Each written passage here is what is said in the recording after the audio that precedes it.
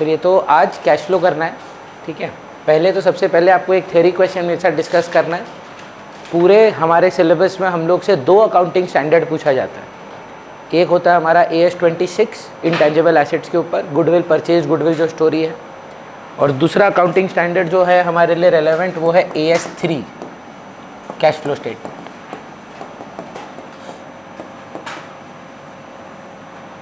दो ये हमारे सिलेबस का पार्ट नहीं है, लेकिन तो भी आपके जनरल नॉलेज के लिए आपको पता होना चाहिए कैश फ्लो स्टेटमेंट बनाना सबके लिए कंपलसरी नहीं है। लिस्टेड कंपनीज जितनी भी हैं उनके लिए कंपलसरी है। अगर एक अमाउंट ऑफ टर्नओवर के ऊपर आपका टर्नओवर होता है तो आपके लिए रेलेवेंट है। अगर आप एक अमाउंट ऑफ प्रॉफिट के ऊपर चले जाते हैं, चाहे आप लिस्टेड हो नहीं हो, तो आपको कैश फ्लो बनाना कंपलसरी है। जब भी फाइनेंशियल स्टेटमेंट्स का कोई सवाल आएगा कि फाइनल फाइनेंशियल स्टेटमेंट्स क्या होता है, ट्रेडिंग तो होता ही है, PL भी होता है, बैलेंस शीट भी होता है। आपके लिए आज से cash flow statement is a part of financial statements. तो अगर हमको कभी कोई MCQ क्वेश्चन आएगा कि the financial statements include balance sheet, और कंपनी में ना PL नहीं बोलते हैं उसको, ट्रेडिंग नहीं बोलते हैं उसको, इनकम स्टेटमेंट बोलते हैं। तो बैलेंस शीट है, इनकम स्टेटमेंट है, कैश फ्लो स्टेटमेंट है, ऑल ऑफ दी अबव। तो पहला थ्योरी ये 2-3 सवाल आपको पूछा जा सकता है। तीसरा चीज़ जो आपसे पूछा जा सकता है regarding the theory of cash flow इस जो एक्टिविटीज़ हैं उनमें आप उनको आइडेंटिफाई करें कि वो कौन सी एक्टिविटी है, कौन से हेड्स में जाती हैं या कौन सी एक्टिविटीज़ हैं, वो आपको पहचानना पड़ सकता है। हाँ, ऑपरेटिंग, इन्वेस्टिंग, फाइनेंसिंग। सो जैसे कुछ चीज़ें बोल रहा हूँ, बताइए ये ऑपरेटिंग है कि नहीं है, ठीक है। कैश में है नहीं है नहीं पूछ रहा, कैश फ्लो के लिए है वो नहीं पूछ रहा हूँ। ऑपरेटिंग एक्सपेंस है कि नहीं है, इन्वेस्टिंग इनफ्लो आउटफ्लो है कि नहीं है, फाइनेंसिंग इनफ्लो आउटफ्लो है कि नहीं है। क्योंकि हर बिजनेस के 3 प्रकार की एक्टिविटीज़ होती हैं। Asset purchase sale. एसेट कौन सा asset? Long term non current asset है ना। इन्वेस्टिंग, खरीदे हो, बेचे हो और उस पर कोई इनकम जनरेट की हो, इन्वेस्टिंग। नहीं, कैसे सर? कोई भी फिक्स्ड एसेट वर्किंग कैपिटल में कैसे जाएगा? वर्किंग कैपिटल क्या होता है? बिल्कुल भी नहीं। वर्किंग कैपिटल का फॉर्मूला क्या होता है? तो उसमें कभी जा सकता है नॉन करेंट एसेट, नाम है current asset minus current liability. तो जो नॉन करेंट एसेट है वही तो आपके लिए रेलेवेंट है। हाँ, तो पहला क्या क्या है नॉन करेंट एसेट का? लाइबिलिटी एसेट साइड याद है क्या क्या आता है? PICI NDLO। पहले T था, टेंजिबल का नाम बदल दिए हैं ये लोग। कैसे याद करेंगे? PICI NDLO। अब जो तरीका याद करना है करो, है ना। हम लोग किए थे जब टेंजिबल था तो अलग कहानी था, अभी PICI NDLO है, ठीक है। तो P stands for property plant and equipment, I stands for intangible assets, C stands for capital work in progress. मतलब है क्या ये? कोई टेंजिबल एसेट अधूरा है, बन रहा है, तो है तो टेंजिबल एसेट। फिर I क्या आता है अपना? Intangibles under development, patent pending है, वेबसाइट अंडर कंस्ट्रक्शन है, तो इंटेंजिबल्स अंडर डेवलपमेंट है। N में आ जाता है नॉन करेंट इन्वेस्टमेंट। अब इसमें बहुत अच्छा सवाल आया, फ्रेम करना डिफिकल्ट है, पर क्रिस सपोज कोई प्रॉपर्टी खरीदता है तो वो प्रॉपर्टी प्लांट एंड इक्विपमेंट में जाना चाहिए कि नॉन करेंट इन्वेस्टमेंट में? आप क्वेश्चन समझ पा रहे हैं ना? Very good. अगर उसने प्रेमाइसेस ली है फॉर बिजनेस पर्पसेस कि फैक्ट्री लगाएंगे यहाँ पर, ऑफिस रखेंगे इधर, तो इसीलिए ज़मीन खरीदे हैं, तो वो अपना PPE बन जाता है, प्रॉपर्टी प्लांट एंड इक्विपमेंट। लेकिन यही इन्वेस्टमेंट खरीदे हैं, कारण एक ही है ताकि कैपिटल एप्रिसिएशन हो, महंगा में इसको सल्टा दें, तब ये इन्वेस्टमेंट्स में चला जाएगा। तो PICI N non current investment, D deferred tax asset, long term loans and advances L, और O में अदर नॉन करेंट एसेट्स। इनमें कोई भी इंक्रीमेंट होगा, कोई भी इंक्रीमेंट होगा, इन्हीं बस इनमें वो इंक्रीमेंट या डिक्रीमेंट, इनफ्लो है या आउटफ्लो है, ये इन्वेस्टिंग एक्टिविटी का कहानी है। अब इन्हीं कुछ आइटम्स पर आपने कोई पैसे कमाए, आप नॉर्मली नहीं कमाते। आप जो वो क्रिश आंसर किया कि अगर आप अपना फैक्ट्री का लैंड परचेज करते हैं फिर रेंट थोड़ी ना आएगा, लेकिन यहीं पर आप नॉन करेंट इन्वेस्टमेंट के तौर पर लिए हैं भाड़े पे चढ़ाने के लिए, तब आपको वहां से रेंट जनरेट होने लगेगा। तो वो क्या आपका बिजनेस एक्टिविटी है, इन्वेस्टिंग एक्टिविटी है। तो वो इसीलिए इन्वेस्टिंग एक्टिविटी में 3 चीज जाता है, मात्र 3 चीज, purchase of asset, sale of asset and income from such assets. एक क्वेश्चन पूछा बच्चा, why don't we have expenses on that asset? Asset लेंगे अगर तो खर्चा तो आप करेंगे नहीं, कमाएंगे। अगर नहीं बोले रिपेयर कर रहे हैं, रिपेयर करना तो या तो 2 प्रकार का रिपेयर होता है, या तो जो लाइफ बढ़ाता है या तो जो लाइफ नहीं बढ़ाता है। जो लाइफ बढ़ाता है वो तो खुद ही कैपिटल इन्वेस्ट एसेट है, तो वो खुद ही एसेट है, परचेज ऑफ एसेट के बराबर का है। Again profit is not a operating activity, firstly it is non cash. So the idea is first understanding what type of item, what is the inflow in investing, sale of asset, whether at a profit, whether at a loss, it doesn't matter. How much did you sell it for? That is the amount that we consider. We don't never give a breakup of sale of asset. कि इसमें cost इतना था, profit इतना था, sale of asset 1 crore 20 lakh, बस debt था वो 1 लाख का क्या फर्क पड़ता है अपने को? वो कहाँ मैटर करता है? P&L में इनकम कहाँ पे जनरेट हुआ एक्स्ट्रा। तो एसेट साइड में मात्र यही 3 चीज जाता है, मतलब इन्वेस्टिंग साइड में। फाइनेंसिंग में क्या चला जाता है? फाइनेंसिंग में everything related to borrowings, whether short term और long term, whether short term और लॉन्ग टर्म। बोरोइंग और लाइबिलिटी में अंतर क्या है? वो तो कहानी हम लोग सब जानते ही हैं अब तक तो, कि all liabilities are not borrowings but all borrowings are liability. Borrowing means you have gone and taken money from someone, there is a cash inflow involved here, so therefore it's a borrowing, it's a loan, but you haven't paid money to someone. It is very much a liability but it is not a borrowing. Borrowing में generally एक interest element हमेशा आएगा, loan लेंगे तो ब्याज देना पड़ेगा। So any loan taken, loan repaid, not loan given. Loan given क्या है? Asset है, investing activity है। तो लोन के 4 भाग कर लेते हैं एक बार। लोन लिए हैं, कौन सा activity? Financing activity, inflow. Loan लेना इनफ्लो है ना? और कैसा इनफ्लो है? काम है आपका, कौन सा बिजनेस का हो सकता है? बैंकिंग का। पर हम लोग तो बैंकिंग नहीं बनाते हैं, हम लोग तो नॉर्मल बिजनेसेस बनाते हैं। कभी पूछ लिया अगर तो हाँ तो काम है इनका, फिर ऑपरेटिंग में चला जाता है। लोन रीपे कर रहे हैं, लोन चुका रहे हैं, एसेट है। कैसे एसेट है सर? लोन आया था, अब लोन जा रहा है, फाइनेंसिंग आउटफ्लो है। लोन दिए हैं, आराम से लोन दिए हैं, इन्वेस्टिंग आउटफ्लो है। लोन दिए थे, आज वापस आ रहे हैं, इन्वेस्टिंग इनफ्लो है। ये 4 चीज पे कंफ्यूजन नहीं होना चाहिए। तो फाइनेंसिंग एक्टिविटी में क्या क्या जाता है? Loan taken, not loan advance, loan repaid and any expense that is generated on such loans. 2 ही हो सकते हैं, बोरोइंग पे 2 ही पेमेंट होती हैं, एक ब्याज की, एक डिविडेंड की। ओनर से लोन लो तो डिविडेंड देना पड़ेगा, बाहर वालों से लोन लो तो इंटरेस्ट देना पड़ेगा। यही चीज आपको बस समझनी है इन्वेस्टिंग और फाइनेंसिंग में क्या है। जो इन्वेस्टिंग फाइनेंसिंग में नहीं जा रहा है उसको हम ऑपरेटिंग में जगह दे देते हैं।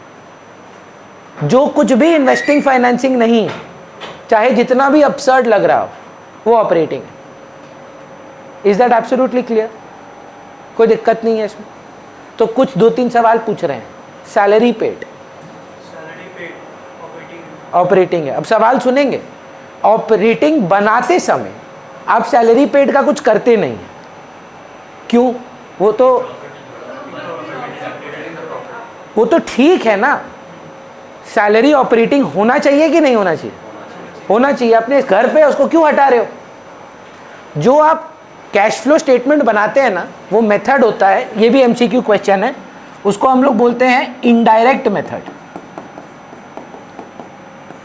इनडायरेक्ट मेथड का मतलब है कि पीएल बन चुका है, अब उसमें से जो सही नहीं है उसको हटाना है, जो सही है उसको नहीं हटाना है।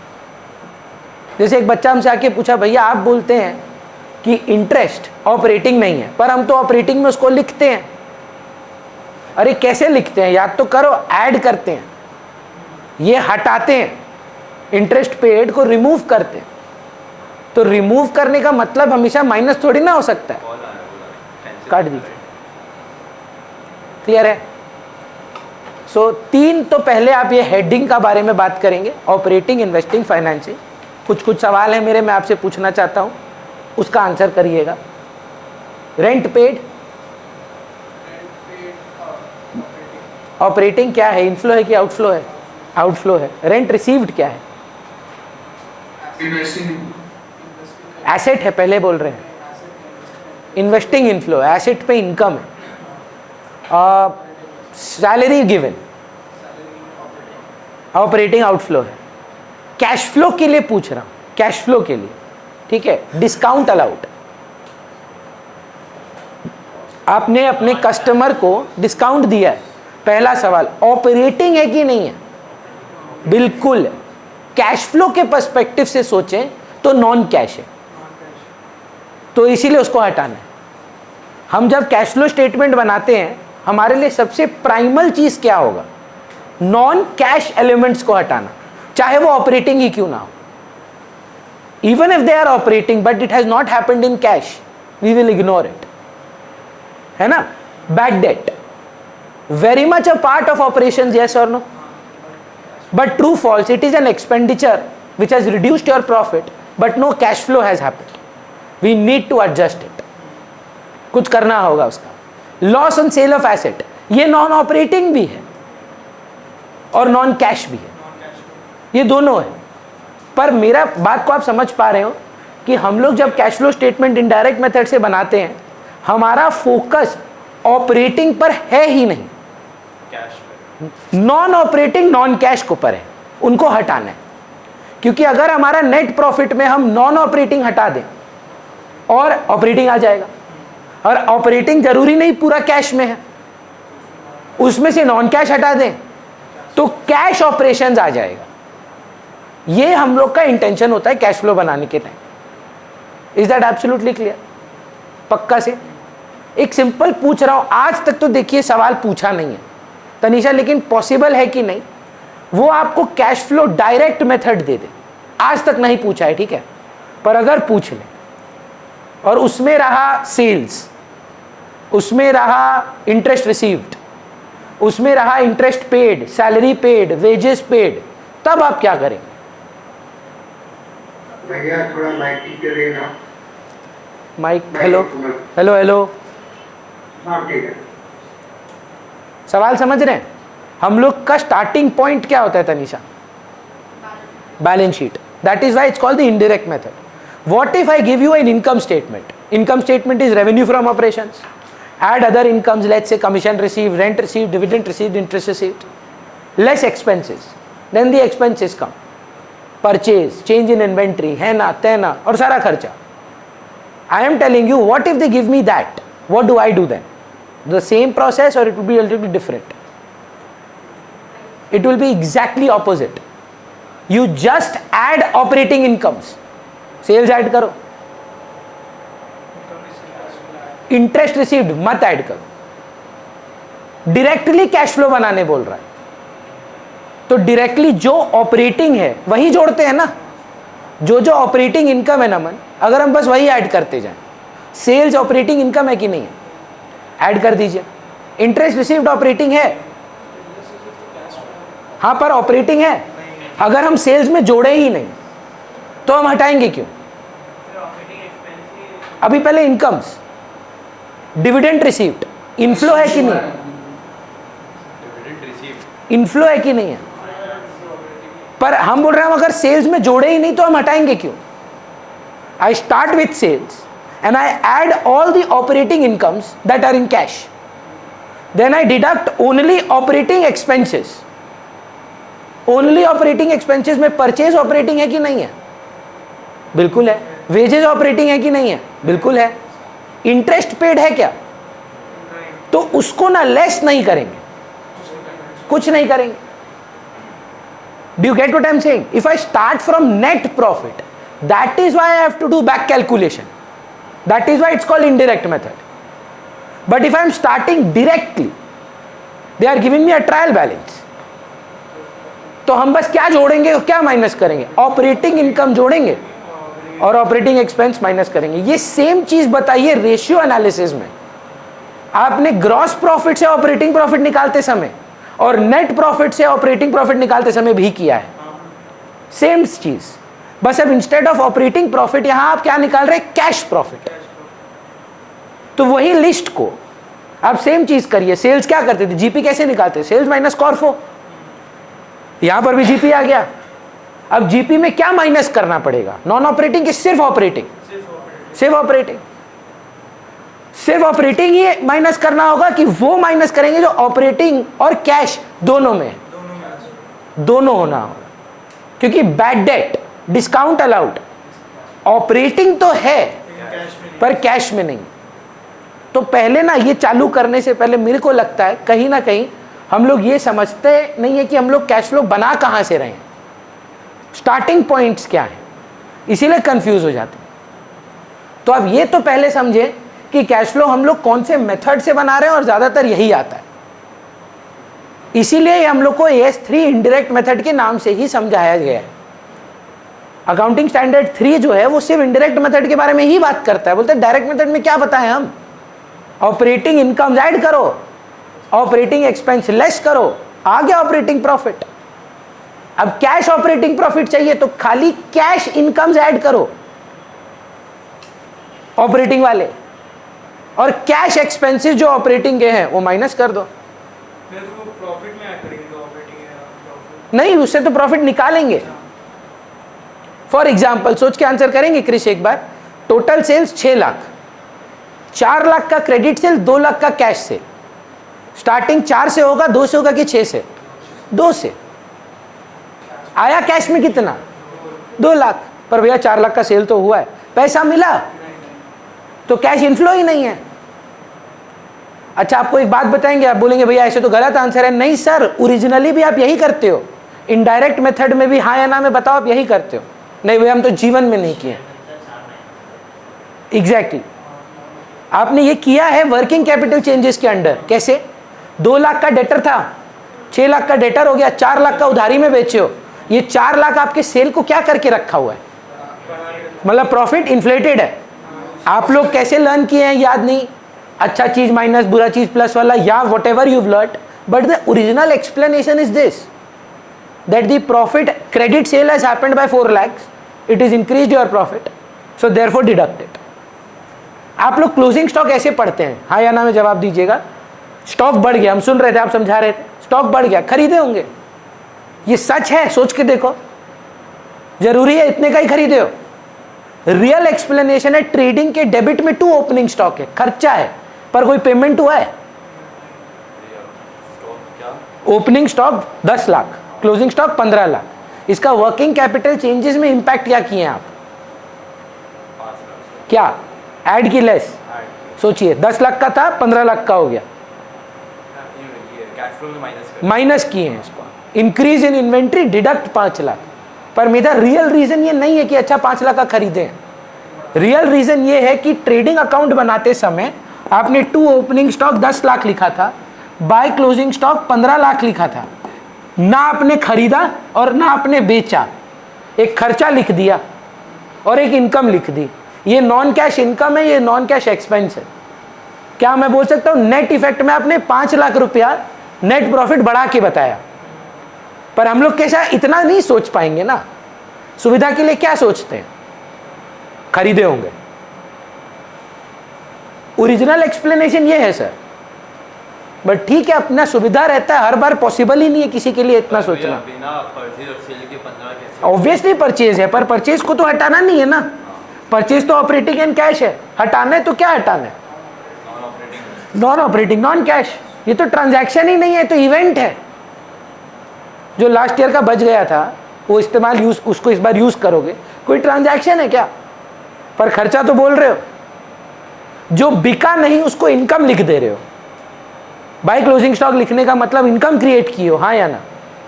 पर बिका है, पैसा आने का सोलो, बिका तक नहीं है, प्रॉफिट इन्फ्लेटेड है, इसीलिए 5 लाख डिडक्ट करवाते हैं। पर अभी हमको लगता है आप एकेडमिक्स पे फोकस करें। पर ये जानना आपके लिए जरूरी है, नहीं तो आप कॉन्फिडेंट नहीं फील करेंगे। So let us start how to prepare a cash flow. मेरा मानना है कि मैं जितना चीज पॉसिबल है उसको कवर कर रहा हूं अभी। आपका कोशिश ये रहेगा कि आप इस सबका हो रहा है।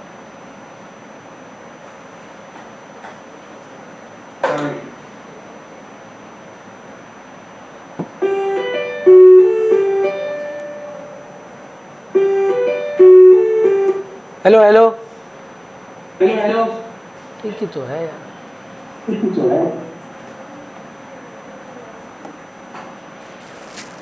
क्या करें इसका हमको तो समझ में नहीं आ रहा है। Hello mike testing 1 2 1 2। हाँ भाई अब तो ये बीच में क्रैक करती है। देख वो तो अब नेटवर्क इशू है, उसमें हम तो अब नहीं कर पाएंगे कुछ। चलिए पर एक्स्ट्राऑर्डिनरी आइटम्स ही बताइए। वो भी बताएंगे। चलिए तो हमारा कैश फ्लो जब स्टार्ट होता है ना, हम लोग को as we discussed balance sheet मिलता है। तो बैलेंस शीट चालू करने का मतलब हमको मिलेगा प्रॉफिट आफ्टर टैक्स। ये होगा आपका सवाल का starting point, which is going to be a working note. This is not cash flow. Cash flow starts with PBT, but we will be starting our sum with PAT, but not as a part of cash from operating activities. The working note 1 is not calculation of PAT, is calculation of PBT. PBT को calculate कैसे करते हैं? PAT से। पर पहले ये confirm कर लीजिए, अगर कैश फ्लो के छोड़िए बैलेंस शीट में आप 2 साल का डिफरेंस देख रहे हैं statement in surplus in statement of PL में, वो आपका पैट का फिगर होता है। कैसे पहचानते हैं इसको हम लोग? Difference in SOPL. अग्रीड? नहीं है breakup, there is no working note for reserves, then difference in reserves and surplus. Agreed? हमारे 2 साल का डिफरेंस ही हमारा पैट है। मेरा सवाल बहुत रेलेवेंट और पर्टिनेंट है, इसीलिए प्लीज इस क्वेश्चन को समझिएगा, आंसर बाद में करिएगा। क्या ये सिर्फ प्रॉफिट आफ्टर टैक्स है कि profit after tax, dividend and transfer to reserves है? कैसे बता पा रहे हैं आप ये? हाँ करेक्ट आंसर है। क्योंकि हम लोग रिजर्व्स और सरप्लस से उसमें एडेड है और उससे हम लोग डिफरेंस निकाल रहे हैं। एडेड है मतलब उसमें ऑलरेडी हम लोग रिजर्व्स डिस्ट्रीब्यूट कर चुके हैं, डिविडेंड। ये कैसे पता चला आपको? क्योंकि हम लोग रिजर्व और सरप्लस से निकाल रहे हैं। रिजर्व एंड सरप्लस से निकाल रहे हैं? डिफरेंस करके। नहीं सर, बोल पाएंगे? How are you saying that this is the profit after giving it to shareholders? वो तो आपको पता है आप ऐड और माइनस करते हैं, इसीलिए वो है। क्यों निकलता है पीबीटी? ये कोई बात है कि हम सम में करते हैं इसीलिए यही होता होगा? रीजन ये है, ये क्या है बोल पाएंगे? थोड़ा फंडामेंटल्स का बात कर सकते हैं? नहीं, ये है क्या जो बैलेंस शीट में है? सारा अप्रोप्रिएशंस के बाद अगर अमाउंट बच जाए तो पीएल में पैसा बचता है। तो सारा अप्रोप्रिएशंस पार्टनरशिप में क्या क्या है? IOC, salary, commission, transfer to general reserve. Company में मालिक को किस नाम से पैसा दे सकते हैं? आईओसी। सैलरी देते हैं पर वो ना डायरेक्टर को देते हैं, प्रमोटर को नहीं, वो सैलरी एक्सपेंस है। कंपनी में अप्रोप्रिएशन सिर्फ 2 ही है, मात्र 2, डिविडेंड और रिजर्व में ट्रांसफर। इंटरेस्ट डिविडेंड ओनर को नहीं देते सर, बाहर वालों को देते हैं। फंडामेंटल्स में भी इंटरेस्ट ऑन लोन आए तो बाहर वाला, इंटरेस्ट ऑन कैपिटल आए तो मालिक का। अब मालिक को interest on capital, salary, commission तो नहीं दे सकते, कंपनी में सेपरेट लीगल एंटिटी है तो उनको सिर्फ एक ही चीज मिलता है, डिविडेंड। अब डिविडेंड 2 प्रकार के होते हैं, एक होता है इक्विटी पे, एक होता है प्रेफरेंस। अब इक्विटी और प्रेफरेंस पे भी 2 प्रकार के हो सकते हैं, प्रपोज्ड और इंटरिम। पर डिविडेंड तो भाई डिविडेंड है, इंटरिम डिविडेंड। तो पहला लड़ाई क्या है? पैट का लड़ाई है। पर आप जब भी पैट पढ़ें मन में क्या बोलें? Profit after tax, reserves and dividend. तो आफ्टर का मतलब टैक्स इसमें डिडक्टेड है कि नहीं है? डिडक्टेड है। डिविडेंड डिडक्टेड है कि नहीं है, और रिजर्व में ट्रांसफर डिडक्टेड है कि नहीं है। हमको ऐसा प्रॉफिट चाहिए जिसमें ना टैक्स डिडक्टेड हो, ना डिविडेंड डिडक्टेड हो, और ना रिजर्व डिडक्टेड हो। आपका सवाल होना चाहिए क्यों? रिजर्व में प्रॉब्लम क्या, आप तो मालिक को ही दिए।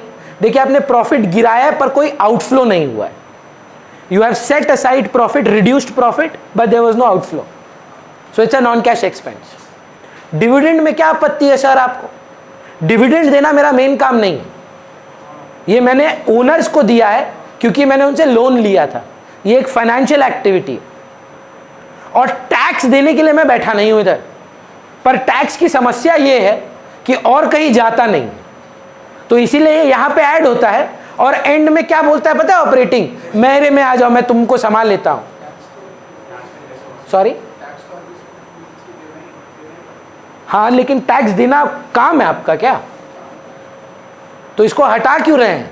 दो कारण से, एक तो आपका काम नहीं है, और ये वाला टैक्स तो आपने पे अगले साल करना है, तो वो नॉन कैश भी है, तो हटाइए।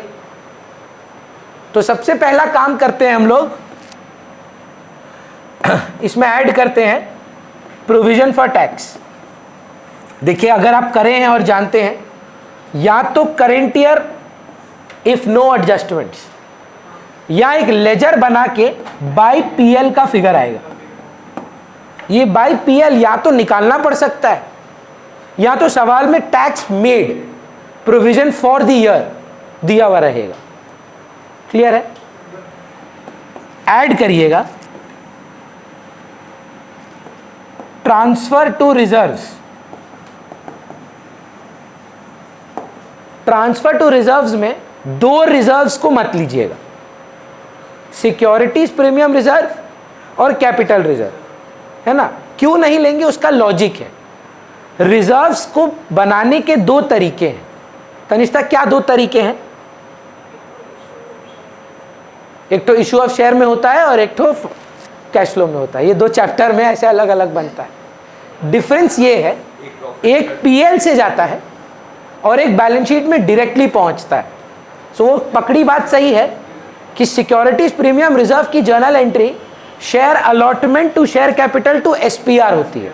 वो रिजर्व क्रिएट ही नहीं होता है पीएल से, आपका एक एक्स्ट्रा रिजर्व क्रिएट हुआ है। It didn't impact your current year profit. Another such reserve would be share forfeiture to capital reserve, or when you buy a company for other than cash and you buy it at a lesser value than its book value, so then also a profit is arising. But is this profit being routed via PL or it is generally coming as reserves and surplus? So that is the, it didn't impact your profit. हम लोग ये क्या कर रहे हैं? Profit को साफ कर रहे हैं। जो जो खर्चे या अप्रोप्रिएशन हमारे प्रॉफिट को रिड्यूस किया है, जो नहीं कैश में है या नहीं ऑपरेटिंग है, उन्हीं को एडजस्ट करना है। तो ये क्यों हटा रहे हैं? टैक्स कैश में है ही नहीं, ये अगले साल पे होगा। ये क्यों हटा रहे हैं? बोला कैश में है ही नहीं। एसपीआर क्यों नहीं कर रहे हैं? बोल रहे हैं मेरे पीएल को टच ही नहीं किया है। किए, क्रिएट किए हैं, पर पीएल से नहीं किए। बना है एसपीआर, लेकिन हमने उसको पीएल से नहीं निकाला है। और last but not the least, PD and ID, propose dividend always of the last year, और इंटरिम डिविडेंड का तो देखिए एक ही फिगर रहेगा। ये जैसे ही आप तीन चीज ऐड करते हैं, आपका ना सर पीबीटी आ जाता है, वर्किंग नोट नंबर 1। अब दो ओपिनियन है इसको लेकर, दोनों सुन लीजिए और दोनों उसी हिसाब से आप अपना आंसर करें। पीबीटी को चालू करने से पहले कुछ लोग बिलीव करते हैं कि एक्स्ट्रा ऑर्डिनरी आइटम्स को पीबीटी के निकालने के पहले ऊपर ही एडजस्ट कर लेना चाहिए। पर AS3 का जो फॉर्मेट है वो बोलता है पीबीटी के निकालने के बाद उसको कैश फ्लो स्टेटमेंट में दिखाइए, नॉट हियर। पीबीटी का वर्किंग नोट ऐसा ही रहेगा और पीबीटी बनेगा आपका फ्रॉम वर्किंग नोट नंबर 1। अब अगर कोई एक्स्ट्रा ऑर्डिनरी आइटम है तो आप यहां पर उसको ठीक ठाक करिए जो आपको करना है। पहले तो ये समझते हैं कि एक्स्ट्रा ऑर्डिनरी आइटम होती क्या है। एक्स्ट्रा ऑर्डिनरी आइटम होती है कि कभी कभी कुछ खर्चे, whether in any nature, can happen which were not even expected, not even related to businesses. That is not an extraordinary item. मतलब it is in our syllabus, but आप सोचिए कोई भूकंप आ गया, लॉस बाय फायर बोल लीजिए, आपके level पे चलेगा, पर उससे भी बड़ा सोचिए क्या हो रहा है। Something huge has happened and that has impacted your profit drastically. अरे ये लॉस बाय फायर नॉर्मल सा हो रहा है, आप ठीक है बोले 4,000 रुपये हटाना, क्या लिखना है, इमटेरियल है, पर ऐसा पूरा फैक्ट्री जल गया, पर मेरा काम नहीं है stock market investments, I am not dealing in unless I am a trader या म्यूचुअल फंड हूं, then it changes my cash flow का लॉजिक। Now extraordinary items can now further be divided into two parts, cash extraordinary items and non cash extraordinary items. What he said, loss by fire or loss by theft are extraordinary items, but is any cash involved here? So true false, they will be removed but they will not be brought back. Cash का चोरी था या cash जला है तो impact है ना। क्रिश एक रिक्वेस्ट करे, दूसरा वे में मत लीजिएगा, थोड़ा एकेडमिक रहते हैं। अगर लॉकर में सोना होता, चांदी होता, आई थिंक एक हफ्ते पहले ये डिस्कस करना लेजिटिमेट नहीं है। अगर आप बुरा मत मानिएगा, मेरा ओपिनियन ये है, थोड़ा एकेडमिक रखते हैं। ये करने के लिए साल भर था, बहुत बकवास किए हम लोग, है ना, कपड़ा छोड़ा है भरत का, ये हो गया वो हो गया, बहुत कुछ था, पर अभी आई थिंक एग्जाम के पहले ना थोड़ा एकेडमिकल रहते हैं। सो हाँ, अगर ऐसी साइड कैश चोरी हुआ है तो ये कैश का इंपैक्ट है, लेकिन अगर मैं बोल रहा हूँ जनरली लॉस बाय फायर हमारा किस चीज का होता है, स्टॉक का होता है। लॉस बाय थेफ्ट हमारा जनरली किस चीज का होता है? क्या कैश का नहीं हो सकता? बिल्कुल हो सकता है सर। क्या हमारा लॉस बाय फायर मशीन का नहीं हो सकता? बिल्कुल हो सकता है। मैं बोल रहा हूं एक्स्ट्रा ऑर्डिनरी आइटम दो प्रकार की हो सकती है। अच्छा, पहले तो ये क्लियर कर पा रहे हैं कि एक्स्ट्रा ऑर्डिनरी आइटम क्या हुई। सिर्फ एक्सपेंस ही एक्स्ट्रा ऑर्डिनरी आइटम है क्या? एक लॉटरी लिए थे कंपनी के नाम पे, तो बड़का पैसा आया, ये एक्स्ट्रा ऑर्डिनरी है कि नहीं है, कि नॉर्मल बिजनेस बोलेंगे? नॉन ऑपरेटिंग तो कंफर्म है सर, पर है भी तो एक्स्ट्रा ऑर्डिनरी। अब इंटरेस्ट मिलना नॉन ऑपरेटिंग है कि नहीं है, पर एक्स्ट्रा ऑर्डिनरी है। तो understand the impact of extra ordinary item. Extra ordinary है तो हम तो बोल ही नहीं ऑपरेटिंग नहीं हो सकता, एक्स्ट्रा ऑर्डिनरी, ऑपरेटिंग छोड़ो, ऑर्डिनरी ही नहीं है ये, हम बोल रहे हैं। पर अगर नॉन ऑपरेटिंग है तो एक्स्ट्रा ऑर्डिनरी हो, ये जरूरी नहीं है। हम लोग पहले ये समझने की कोशिश कर रहे हैं कि एक्स्ट्रा ऑर्डिनरी आइटम क्या हुआ, जो ऑब्वियसली नॉन ऑपरेटिंग है, पर कोई भी तरीके से बिजनेस में रेगुलर बेसिस पर ये नहीं होता है, पर इंपैक्ट आता है इसका। तो आज जब हम यहां बैठ के एक्स्ट्रा ऑर्डिनरी आइटम के दो प्रकार सोच रहे हैं, खर्चा और इनकम। अगर तो कोई एक्स्ट्रा ऑर्डिनरी एक खर्चा है, वो आपके प्रॉफिट को क्या किया है? गिरा के रखा है। बोल रहा है पहले ना एक्स्ट्रा ऑर्डिनरी आइटम्स ऐड कर दो,